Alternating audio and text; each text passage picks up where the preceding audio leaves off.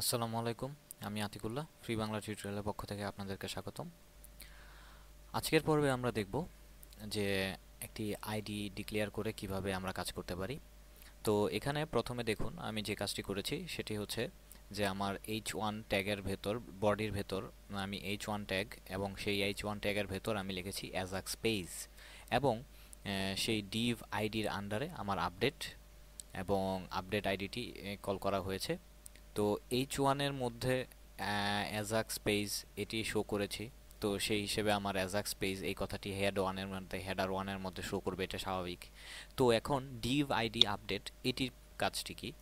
আমরা যদি জাভাস্ক্রিপ্টের ফাইলের মধ্যে যাই এবং জাভাস্ক্রিপ্ট ফাইলের মধ্যে ঠিক একইভাবে আমার যে আগে যে কাজটি ছিল সেটির মধ্যেই এখানে যেটি আমি করেছি যে ভেরিয়েবল ডকুমেন্ট আপডেট আইডিটি এখানে সিলেক্ট করা হয়েছে এবং আপডেট আইডির মাধ্যমে আমি যে কাজটি করেছি সেটি হচ্ছে ওই যে data.txt নামে আমাদের যে ফাইলটি রয়েছে হ্যালো ওয়ার্ল্ড, সেই কথাটিকে এখানে কল করা হয়েছে।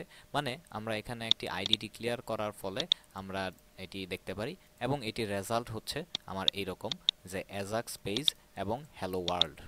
এবং এটি যদি আমি এখানে যাই তাহলে এখানে দেখবেন যে আমার বডির ভেতর যে এখানে আমার জাভাস্ক্রিপ্টটি ইউজ করা হয়েছে এবং ID Google input crack file এইভাবে এটি এখানে শো করা হয়েছে। হ্যালো ওয়ার্ল্ড এই কথাটি এখানে আপডেট আইডি এরকমভাবে এই ডাটাগুলো এখানে শো করছে। তো এইভাবে অ্যাকচুয়ালি আমরা আমাদের আইডি ডিক্লেয়ার করে সেই আইডি অনুযায়ী কল করে করে আমি ডাটা।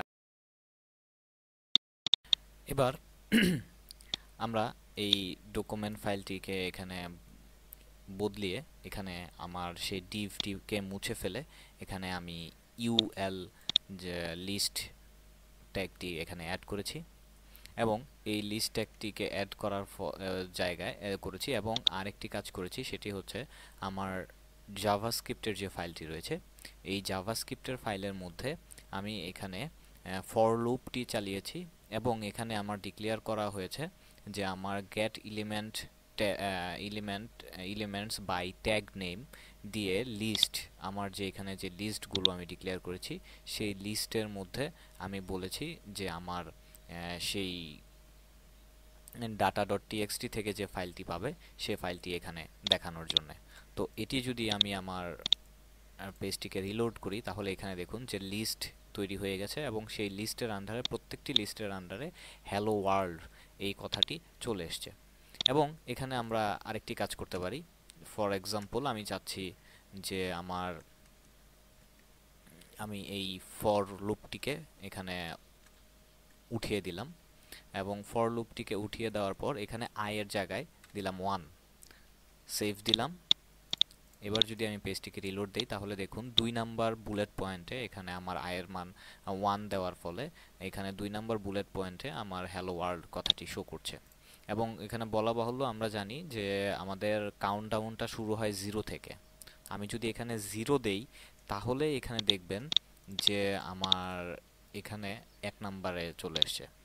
আবার এখানে যদি ধরুন আমি দিলাম 8, তো সেই হিসেবে সেভ করলাম এবং এখানে আমি আমার 9 নাম্বার বুলেট পয়েন্টে এখানে হ্যালো ওয়ার্ল্ড কথাটি চলে এসছে।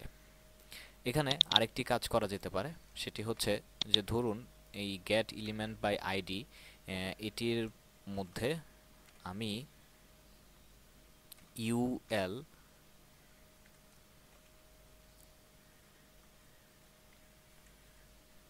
এরপর এখানে আমি আমার প্যারামিটার ডিক্লেয়ার করলাম ধরেন 1 এবং এখানে দিলাম হচ্ছে 3। এটিকে আমি সেভ করলাম। এবার যদি আমি পেজটি রিলোড দেই দেখুন আমার 4 নাম্বার বুলেট পয়েন্টে এটি চলে এসছে।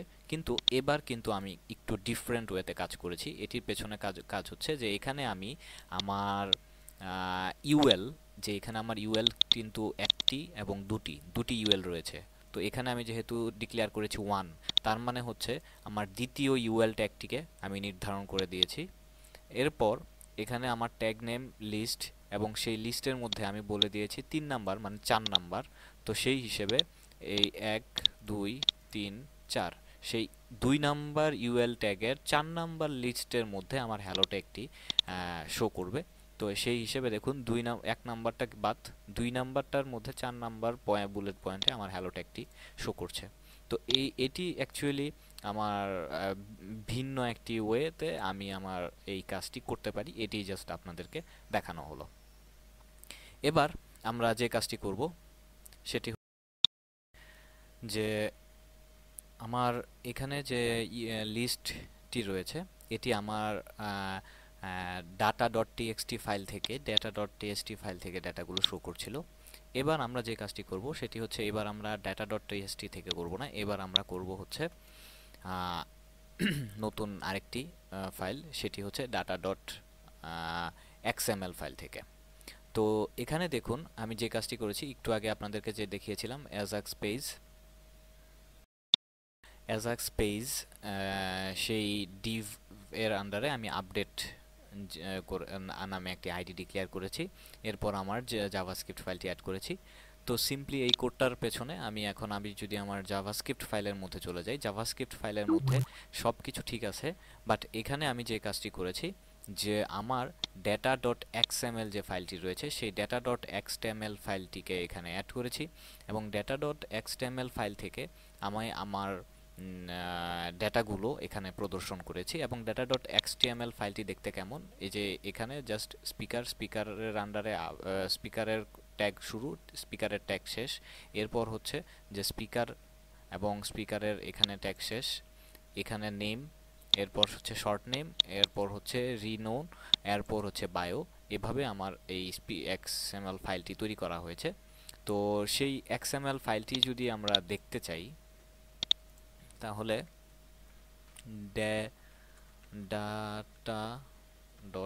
data.xml, তো এখানে দেখুন যে আমার data.xml ফাইলটি দেখতে হবে এইরকম,